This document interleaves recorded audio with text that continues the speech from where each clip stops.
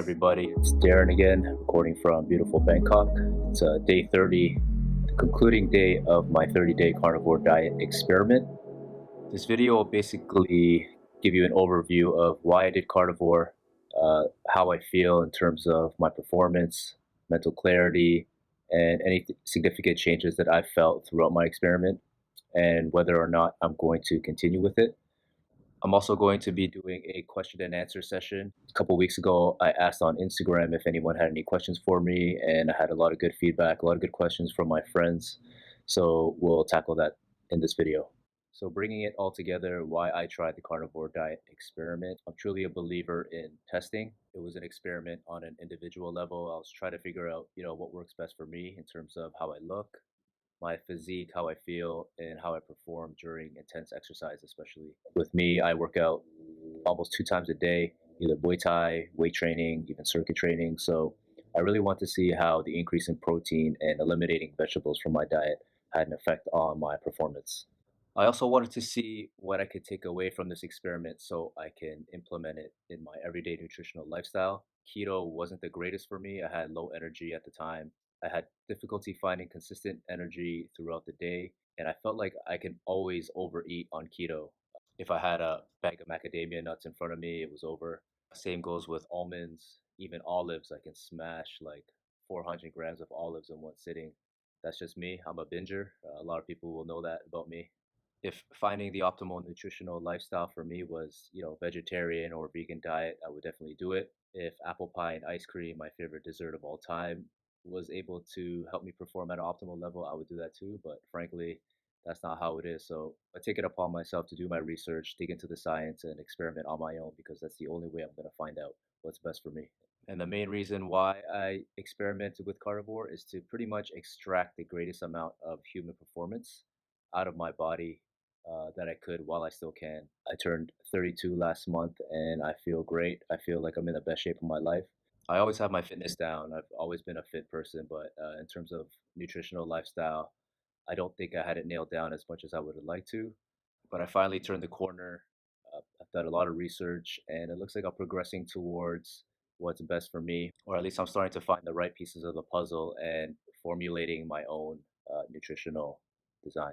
So, how do I feel overall? I feel phenomenal. If you follow me on Instagram or Twitter, you could already see how happy I am on the diet, how easy it is for me to chow down a couple ribeyes a day, some ground beef, and like smashing 8 eggs a day and be happy about it.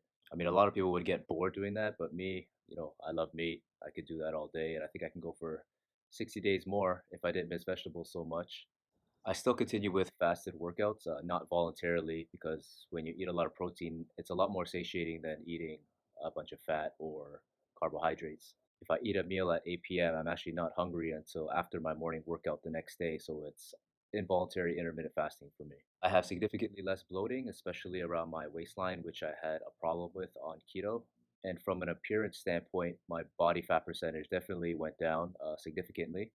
I've become a lot more leaner, and I've gained some significant muscle mass as well.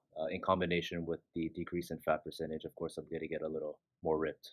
Probably the biggest takeaway from doing this carnivore experiment is that, especially if you're doing keto or have looked into doing keto, that eating a lot of protein actually does not kick you out of ketosis, as most would say. In fact, I'm in the deepest state of ketosis and fat adaptation that I've ever been. I've been doing keto for a year and a half before this, and I've never felt the same amount of stable energy that I have throughout the day. So, yeah, getting into ketosis and being a fat adapted is more about the limitation or the elimination of carbs versus the amount of protein you intake. So, that was a huge discovery for me. After this experiment, I'm definitely going to increase my protein intake continuously as I'm doing now. And I'm confident that I'm going to feel a lot more stable energy throughout the day and I can, smash workouts even more. All right, so let's move it to the question and answers from my Instagram. The first one coming from Calvin, my buddy from Toronto. He asks, "What's the biggest difference you noticed?" That's sort of a loaded question because there are a lot of differences on a performance level, mental level, differences in physique. One huge difference for me was the recovery time after really intense workout days. Sometimes I would do 2 or 3 days, weightlifting, Muay Thai, activities that are really stressful on your joints, on your hips, on your ligaments. And the next day, I literally felt no soreness or exhaustion like I used to. I was able to attack the next workout pretty hard, so that was something big for me. And like I mentioned before, one of the biggest differences that I've noticed was being more fat adapted. So before the carnivore, when I was on regular keto, I was going by the general rule that you have to eat a moderate amount of protein because of gluconeogenesis. However, through this experiment, I can confidently share that becoming fat adapted is more about limiting your carbs versus the amount of protein you intake. I actually just measured my ketones this morning, and let's go to the clip right now to see my results. So I'm going to test my blood ketones now using the Freestyle Optimum Neo blood ketone reader. Here we go. There's the blood prick. So to backtrack, before carnivore diet, my blood ketones were reading at 1.4, and now I've tested every weekend since starting the carnivore diet, and I've been at a consistent 0.4, and today I'm also at a 0.4. So some people would say that having more ketones in the blood means you're in a deeper state of ketosis, but as you can see, having more ketones in the blood doesn't necessarily mean you're fat adapted. Means your liver is producing ketones because you're ingesting a lot of fat and you're limiting your carbs, but your body hasn't adapted to become a fat efficient burning machine yet. So what the zero point 0.4 blood ketones reading tells me is that since I have more energy than I did pre-carnivore in regular keto, it just tells me that I've become more fat adapted and I'm utilizing these fatty acids a lot better now and a lot more efficiently. So that's a great sign. And the next question comes from my buddy Glenn Gabriel. He's from Bangkok. He actually lives down the street from me. And he asked, why stop the carnivore diet if you're feeling so good? So, Glenn, even though I'm thriving and feeling super good, and I could probably go another 30 days easily on this carnivore diet, I still believe there are nutritional benefits to eating vegetables, of course. Like I mentioned in previous videos, there's not enough research yet on the long term or longevity of this diet. However, I do believe that the benefits that come from carnivore can be life changing, especially for people with serious autoimmune diseases like arthritis, serious joint pain, even mood disorders like depression. There are thousands of anecdotal success stories out there. All you have to do is search hashtag carnivore diet or hashtag meat heals from Sean Baker, and you'll see exactly what I'm talking about. Next question comes from Banky.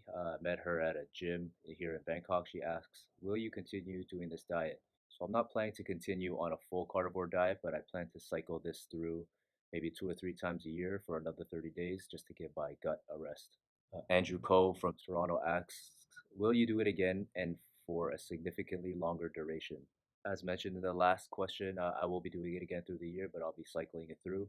And for the sake of my relationship with Kat, I don't think I'll be doing it for longer than 30 days. I pretty much cook 95% of my meals at home. I ate pretty much the same thing 95% of the time. So shout out to Kat, my girlfriend, for her continued support through my boring experiment. Next is a question from Shelly. What were your biggest challenges, if any? The only challenge I faced was in the first week during the adaptation phase, and it was mainly trying to get used to the limited bowel movements. Of course, the adaptation phase was a little easier for me because I was in keto first, and I didn't really have a long period of time where I was feeling too sluggish, having limited carbohydrates in my diet. So about bowels, this leads to one of the most popular questions I've been asked. So Louisa Chu from Singapore and Preston Lamb from Markham Basketball, shout out. They both asks, how were your bowel movements? So when you eat solely meat or predominantly nutrient-dense beef, like I did, your body is absorbing most of the nutrients and you're passing less through your intestines and your gut and your colon, which in turn means your gut is actually working less and passing less through. So for the most part, I had a bowel movement maybe once a day, once every other day. And based on what we've been educated all our lives, it's normal to think that without eating vegetables or fiber, that my stools would be rock solid and painful. But the opposite is actually true. From my personal experience, my stools were very consistent, smooth, and pain free. And on a side note, it was kind of nice not to go to the bathroom 3 or 4 times a day. Not only that, it's not like I was feeling stuck or constipated. I was feeling unbloated. I was feeling great and didn't even have to think about, taking a shit.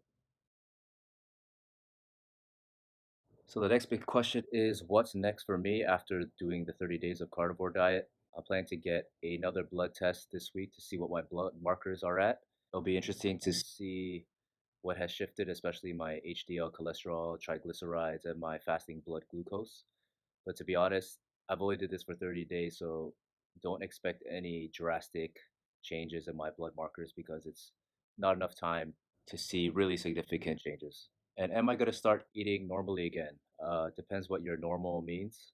I'm going to start by reintroducing low fiber vegetables and fermented vegetables to start. So we have homemade kimchi, we have sauerkraut ready, all types of fermented vegetables that we make at home. As you know, they're super nutrient dense, they're high in antioxidants, and they're some of the best natural probiotics that you could feed your gut. Frankly, I'm not worried about the whole not getting enough fiber in your diet thing. I think the whole benefits of fiber argument is way overrated.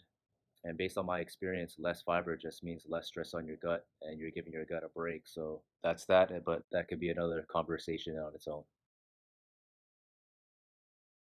So to conclude, I can't really sit here and tell everyone to try this diet and expect to feel as good as me. It just doesn't work that way. There's a ton of individual factors that we have to consider when recommending any type of nutritional lifestyle that drastically changes from your regular nutritional lifestyle. However, if you're looking for something for efficient fat loss and increase in strength and energy, then I 100% vouch for trying the carnivore diet. But obviously, do your research, dig into the science, start with a ketogenic diet first to see how you feel through that. If it's totally unbearable for you and you can't continue with it, then carnivore is probably not your best choice. You could always use me as a personal resource. I'll always be honest about my results and how I felt. So feel free to hit me up anytime you have questions. For me, I've relied on my top nutritional gurus that have dug deep themselves into all the research. So whether you believe me or not, there is actually no substantial evidence that eating this much fresh, good quality, organic, grass-fed red meat can actually lead to heart disease and any of that other bullshit that you'll be reading in headlines. And that's pretty much all it is. What you see in the news most of the time is headlines. So do your due diligence, do your own research, look into the actual clinical studies and what they're actually testing.